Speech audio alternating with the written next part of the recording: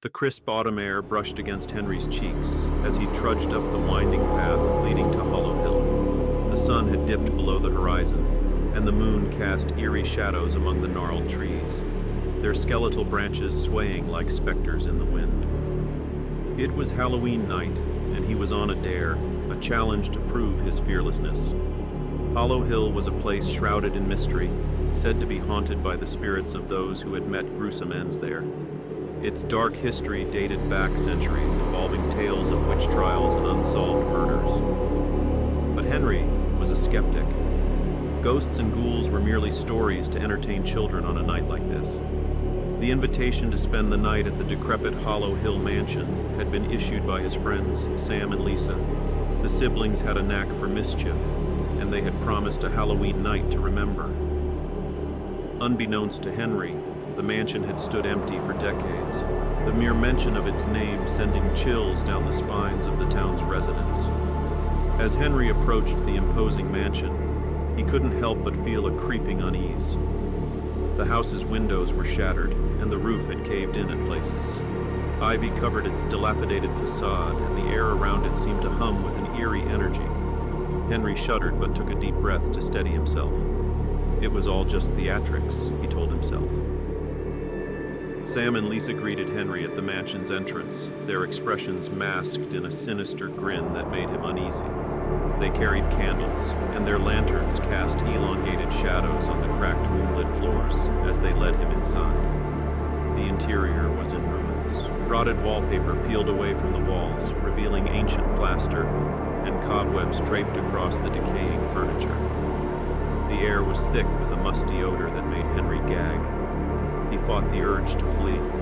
The last thing he wanted was to be labeled a coward. "So, Henry," Lisa said, her voice dripping with faux innocence, "we've heard that there's a cursed mirror somewhere in this house. They say it shows you your worst fears." "Let's find it," Sam added with a wicked grin. Henry couldn't back down. He had to prove himself, even if it meant indulging in their childish antics.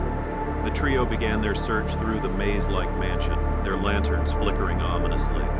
In a room on the upper floor, they stumbled upon an ornate, gilded mirror. It stood in stark contrast to the surrounding decay, its frame adorned with intricate, macabre carvings. Henry stared at his reflection, his face as pale as the ivory frame. But something was amiss. In the mirror, his reflection looked different, distorted, and grimmer. "Look," Lisa said, her voice trembling. "I see something behind us." Henry turned to look behind them, but there was nothing there. When he glanced back at the mirror, the reflection showed them standing in the same spot, except the room had become dilapidated, and the wallpaper was no longer peeling. It was as if they had been transported to another time.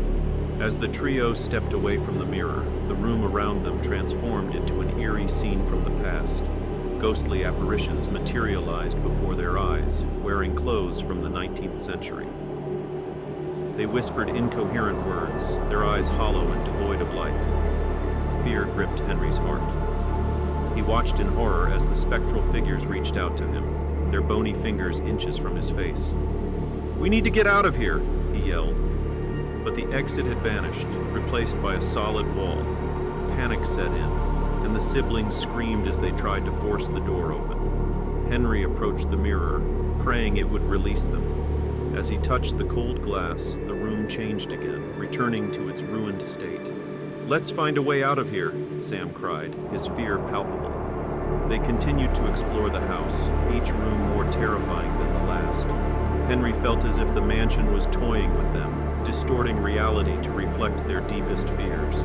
Shadows danced in the corners of their vision, and the oppressive atmosphere weighed down on them. In the attic, they discovered a collection of eerie, life-sized dolls. The dolls' eyes seemed to follow them as they entered, and their porcelain faces bore wicked grins.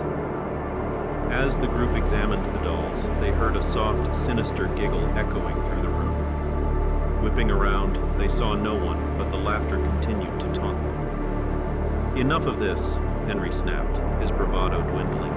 "We have to leave." Back on the ground floor, they finally located the front door. Henry reached for the doorknob, his hands trembling, but it wouldn't budge.